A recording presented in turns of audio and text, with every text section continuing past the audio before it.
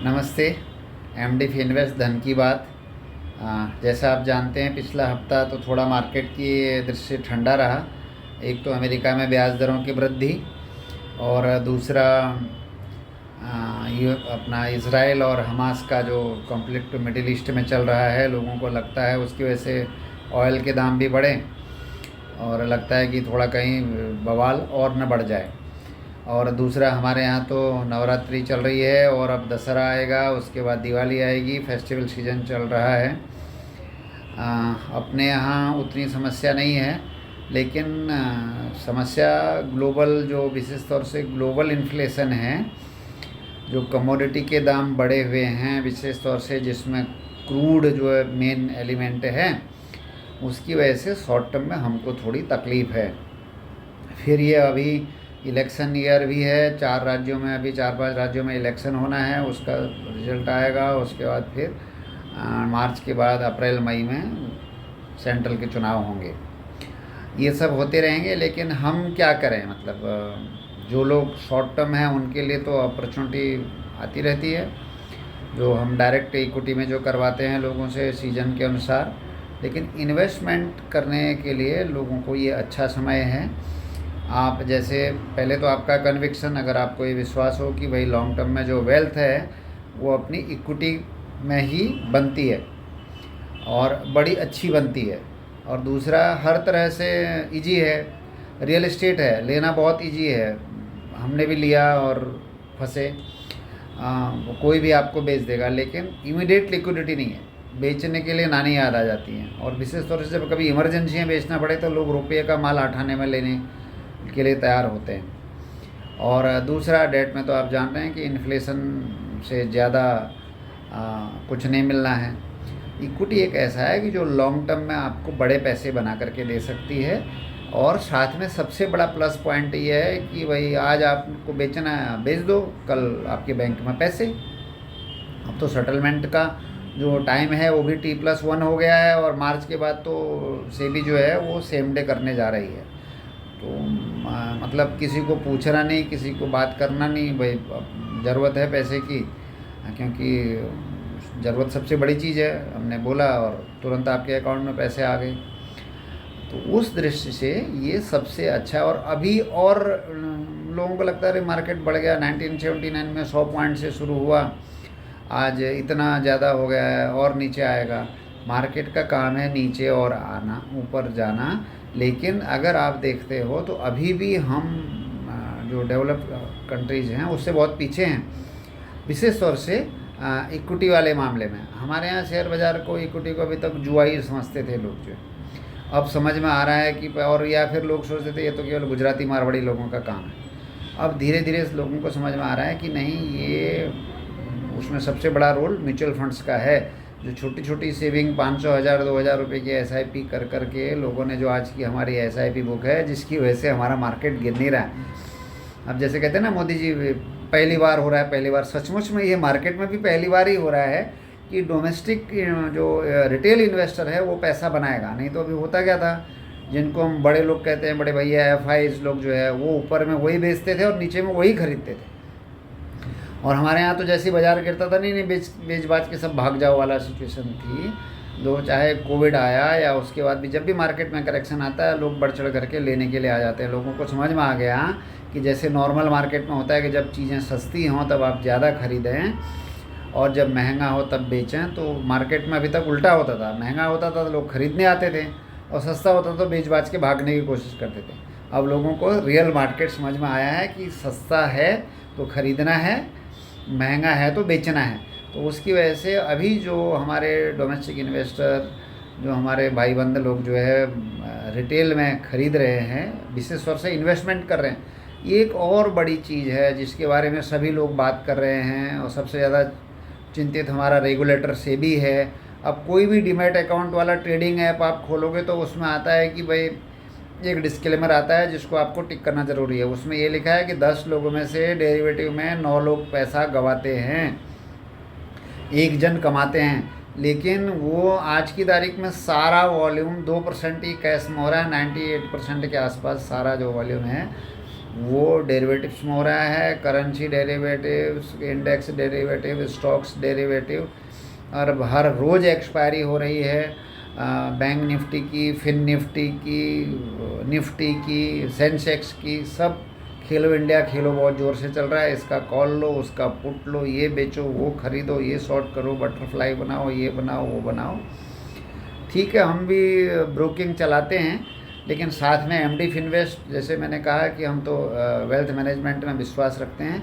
ये चीज़ें ठीक है, अगर ठीक से अगर हेजिंग के रूप में इस्तेमाल की जाएं, समझ के इस्तेमाल किया जाए, तो आपको वो आपके पैसे को थोड़ा प्रोटेक्ट कर सकते हैं। जब डाउन साइड मार्केट हो, मार्केट जब नीचे जा रहा हो, तो उस समय थोड़ा आपको मदद मिल सकती है। लेकिन अगर उसको इस्तेमाल नहीं किया तो पूरा पैसा पानी हो सकता है, जीरो हो सकता है सारा पैसा। कैश में तो क्या है कि आपने कोई स्टॉक खरीदा, नहीं चलेगा, 2 साल 3 साल 4 साल के बाद चलेगा, लेकिन आपको जीरो होने की संभावनाएं नहीं हैं या परमानेंट लॉस लगने की संभावनाएं नहीं हैं। लेकिन डेरिवेटिव अगर आप समझ के आपने नहीं किया तो आपको परमानेंट लॉस हो सकता है। हमारे यहाँ भी हो रहा है, जो लोग कर रहे हैं, और ये सेबी का डेटा भी बता रहा है। बाकी और अभी समझने में आ रहा है कि दुनिया में तो ठीक है, लेकिन इंडिया में इस समय ज़्यादा ही कुछ, क्योंकि जो ये फिनटेक ऐप आ गए हैं कि खेलो इंडिया खेलो, फ्री में करो, ब्रोकरेज मत दो, आपको सारा ज्ञान मिलेगा, आप रोज़ के रोज़ कमाओ। होता है, कल या परसों की जो परसों जो एक्सपायरी थी, वीकली एक्सपायरी में 3 रुपये का ऑप्शन 50 रुपया बिक गया। रोज़ ही होता है, 1 रुपये का ऑप्शन 100 रुपया बिक जाता है। लेकिन वो भाई कभी कभार, और जो खरीद के बेचने वाला कोई एक आधी माई का लाल होता है, 90% तो 100 रुपये का जीरो होता है। तो हम एमडी फिनवेस्ट में इंश्योरेंस, इन्वेस्टमेंट, इक्विटी, हम भी ट्रेडिंग करवाते हैं। हमारे पास भी हर तरह का इंश्योरेंस है, लाइफ इंश्योरेंस, मतलब कॉन्सेप्ट ये है ऑल इन वन, सारी चीज़ें एक जगह पर हों। जैसे इंश्योरेंस इन्वेस्टमेंट नहीं है, वो एक नेसेसिटी है। आपके पास कार है तो इंश्योरेंस होना ज़रूरी है, बिना इंश्योरेंस के मामा आपको पकड़ लेता है, मतलब जो कंपलसरी है। तो उसी तरह से अपना हेल्थ इंश्योरेंस ज़रूरी है। आज की तारीख में मेडिक्लेम ना हो, अगर आप हॉस्पिटल चले गए, और कभी भी जाना पड़ सकता है, सीज़न चेंज होता है, ये वो, तो बहुत बड़ा बिल आता है, आपकी सारी इन्वेस्टमेंट गड़बड़ हो जाएगी। हालांकि प्रीमियम सब इंश्योरेंस के भी बढ़े हुए हैं, लेकिन क्या कर सकते हैं, लेकिन खर्चा भी बढ़ गया है। इंश्योरेंस का प्रीमियम बढ़ने के पीछे रीज़न भी ये है कि हॉस्पिटल में आज की तारीख में 1-2 लाख रुपए से नीचे बात ही नहीं होती। तो इसके लिए इंश्योरेंस में हम हैं। सभी कंपनीज के जो सबसे अच्छा आपको सर्विस मिले, क्योंकि इंश्योरेंस, जैसे मैंने कहा कि इंश्योरेंस काम ही है कि लेते समय मीठा मीठा बोलना और देते समय नियम कानून बताना। तो वो सब देख समझ करके हम आपको इंश्योरेंस एडवाइस करते हैं कि क्या मेडिक्लेम आपको लेना चाहिए। लाइफ में भी 5-6 कंपनीज के साथ में हम हैं कि जहाँ पर आपको बेसिकली लाइफ में हम प्रमोट करते हैं टर्म इंश्योरेंस को, ताकि एक्चुअल में आपका इंश्योरेंस हो। सेविंग में आपको इक्विटी ज़्यादा अच्छा कर सकती है, ये डिपेंड करता है पर्सन टू पर्सन। दूसरा, इन्वेस्टमेंट में सारे म्यूचुअल फंड्स के साथ में हमें, जैसे मैंने कहा कि लॉन्ग टर्म में आपका जो वेल्थ बनेगा वो तो लगातार बने रहने से, रेगुलर इन्वेस्टमेंट करने से होगा। तो हम सभी म्यूचुअल फंड्स के साथ में अगर आप म्यूचुअल फंड से थोड़ा ऊपर जाते हैं तो पीएमएस में हैं, ईआईएफ में हैं, कॉरपोरेट एफडी में बजाज फाइनेंस के साथ में हैं, महिंद्रा फाइनेंस के साथ में हैं, श्री राम ट्रांसपोर्ट के साथ फाइनेंस के साथ में हैं। जिनको इक्विटी से डर लगता है, फिक्स इनकम चाहिए, भाई इतना रुपया महीने घर पे आना ही चाहिए और लिखा हुआ होना चाहिए, तो कॉरपोरेट एफडी में हम लोग करते हैं। और दूसरा, इक्विटी में हम लोग मोतीलाल ओसवाल के साथ में हैं। मार्केट में मोतीलाल ओसवाल का नाम रिसर्च के नाम पर जाना जाता है। उसमें भी हम डेरिवेटिव ज़्यादा प्रमोट नहीं करते।